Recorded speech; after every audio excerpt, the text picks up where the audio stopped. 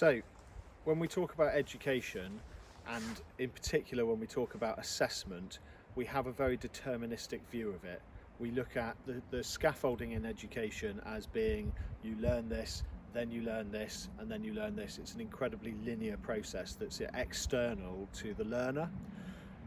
We know categorically that this is not true. If this was true, then every learner in a class that was taught by the same teacher would get identical grades because they're taught in the same scaffolding manner on the same curriculum by the same person. This fundamentally doesn't happen. This is not the whole of the picture. So instead, we need to start looking at education as being much more stochastic in nature. It has a random probability. Learners make leaps in progress based on their own experience and how they interpret the data they're given.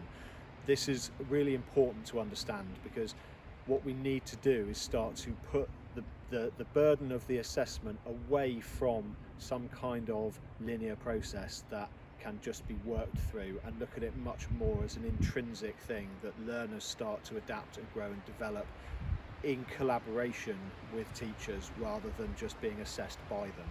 And that really is what constructivist learning is trying to do. At the heart of the process is the learner and their experience, and it's about how we draw that learning out to allow those leaps in progress to start to take effect.